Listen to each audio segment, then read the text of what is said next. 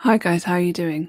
So today I just wanted to talk about my best-selling book overall, which has generated over $30,000 for me now, all on its own.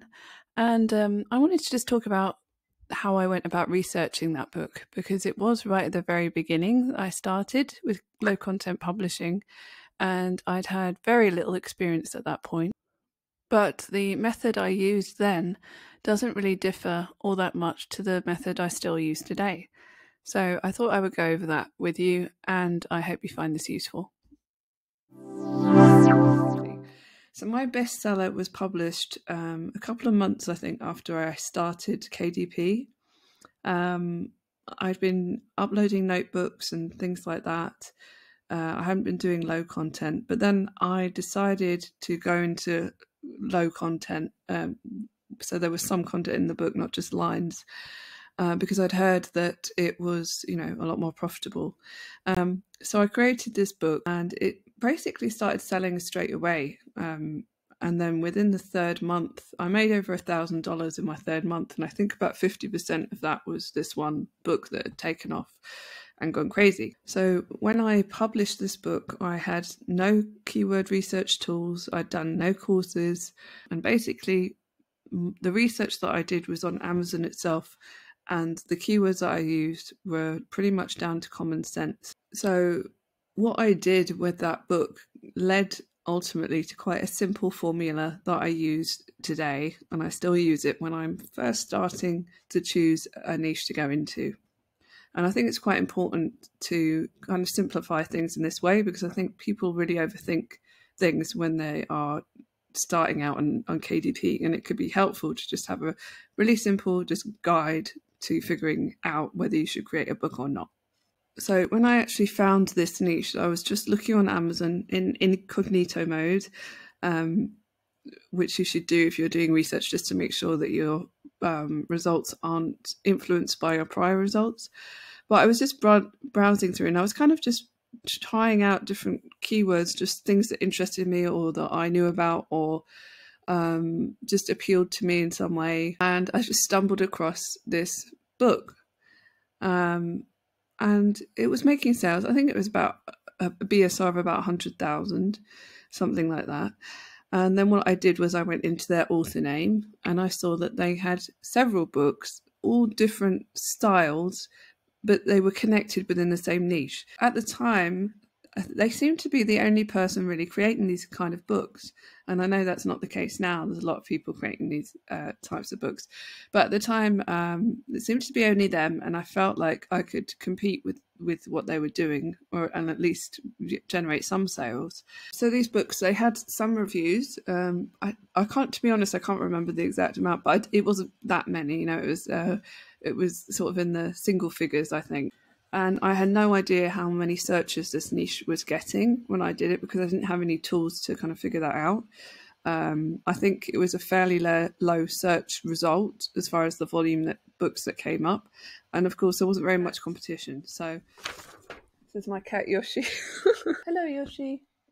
Anyway, what was I saying? I didn't know what volume of this book was getting, but obviously I could see that this person was making sales under these keywords. So I could find out various keywords from their title and their subtitle, as well as other keywords I just found on Amazon. I think I had the AMZ suggestion expander at that point. That was it. That was on Amazon, and that's free. And obviously that comes up with lots of other suggestions. Later on, when I searched for this niche in Publisher Rocket, it actually was showing that there wasn't that much search volume for the keywords that I was choosing. So it just shows, it's so important to go onto Amazon itself and see what's selling. Make sure you explore. I don't mean just go on the keyword research tool. I mean actually go onto Amazon and explore what is there in front of you. Don't just rely on keyword tools or any tools to give you the answers. You want to be on Amazon itself. Also, think about the thousands of other people that are using some of these tools that are telling you that, a great niche to go into or whatever. I think it's sort of like, when I was doing merch by Amazon and people are using these tools to find out these great niches or whatever, and then you just get tons and tons of copycats, unfortunately. Whereas if you go in yourself, you actually find things that don't always show up on these tools. You miss out. You miss out on some things that are actually there. So I would say go into Amazon, explore things that you know, or that that are connected to you in some way, whether it's your family, your family's hobbies, relationships, anything that kind of comes into your mind just at first as a way to research. But also, if you do see someone that's doing well, then by all means, look up their author name, go into their author name and see what other kind of niches they're in. By seeing other people's books, you do learn a huge amount. So what I would do when I'm looking for a book, I ask myself really 3 simple questions, and that is it selling? Has it recently been published in the last 6 to 12 months? And can I compete with it? So by competing, I mean, are there hundreds of reviews for this book, or is it possible to get in? And also, what about the cover design? Am I going to be able to compete with it? Now, if there's only one book or something in a niche, then it doesn't really matter because there's probably space for you anyway. Often nowadays, especially, you'll find that there are lots and lots of books that have hundreds of reviews, and that's going to be hard for you to compete. But if all the books that have lots and lots of reviews also aren't that good quality, then you're still going to have a chance. If you can create something better, if you feel that you can improve, then there's definitely still space. What you might have to do is to run ads to the new book in that case. I mean, I have gone into competitive niches, and sometimes it's worked and sometimes it hasn't worked.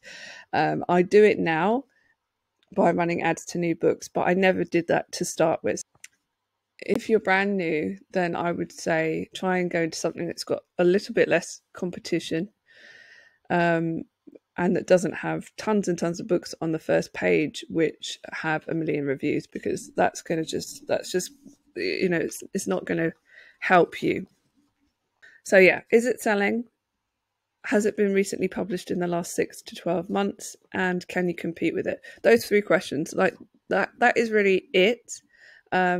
As far as the starting point, and then you can get as complicated as you want, but you can also be as simple as you want. That could be it. You could say, right, okay, it fills that criteria, I'm going to make the book now, that's it. And sometimes that's what I do. Sometimes you have to just trust your instinct as well. If you really want to create a book, then just do it. Like, don't worry about what the outcome is going to be, because you can never guarantee the outcome of your book. The 80-20 principle does apply to me. I have hundreds of books, I think, that I've never sold. And then quite often it can be the books that you spend the most time on, the most research. You've spent the longest on the design, and the book it doesn't really sell. So you just never know. Sometimes it can be the quickest ones that you felt inspired to create something, you did it, and there you go. Sometimes I've gone into a niche because I've thought, this is a good area to go into. This has got some low competition, but some of these books are making huge amounts of sales. Whenever I've gone into a niche just because of that reason, I haven't really had much success. It's always because I've wanted to go into it. Either I've had an interest or some kind of knowledge, even if it's not a huge amount of knowledge, I've had some knowledge on the subject, or I've just felt inspired to do something. The ones that haven't worked out it's kind of just going into something because I think that it's going to make sales.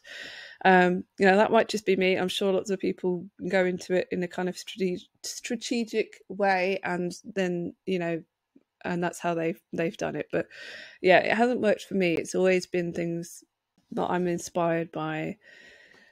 That's where I found the most success, I would say. It's through trial and error and actually creating books that you do learn, and you will succeed eventually.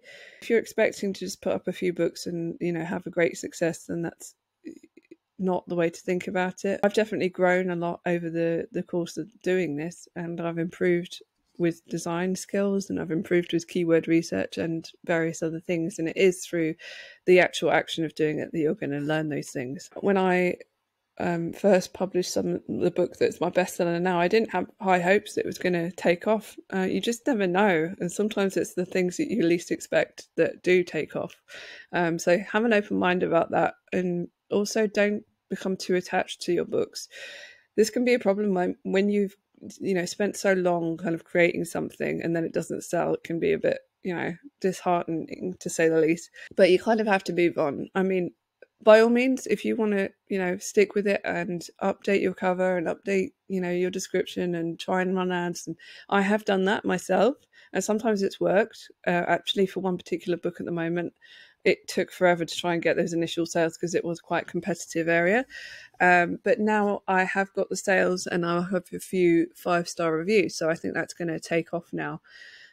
So you can persevere with a book if it's not making sales. You can, if you really believe in something, obviously, and also believe in improving it, because you can do that. But there might be a point where you're like, okay, I need to move on to the next thing now because this is not working, and that's fine. Do that.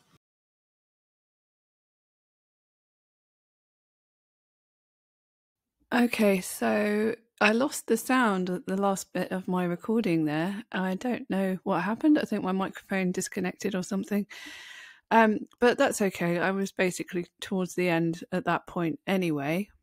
So I just wanted to wrap this up by just saying that I hope I showed in this video how simple it can be to just validate a niche, and that you don't really need to overthink it. I think a lot of people do, when they're just starting out especially, get a bit overwhelmed with the keyword research and niche research aspect and end up kind of getting a bit stuck. Experimenting is just so important. I think when it comes to KDP, you learn so much from that, from actually taking action rather than just, watching lots of YouTube videos, just getting kind of information overload, because you'll find that lots of people will also have differing views. But I think that tells you something, which is there isn't one way to approach KDP, and there's lots of people doing very different methods that are still making huge amounts of money. So that should tell you in itself that actually there isn't just one way, there isn't one right and wrong. Okay, so just start doing it and see what happens. I hope this video was useful. If you are new around here, then please do consider subscribing and liking this video, and also you can hit the bell notification to get notified whenever I upload a new video. So thanks very much for watching, and I'll speak to you again soon.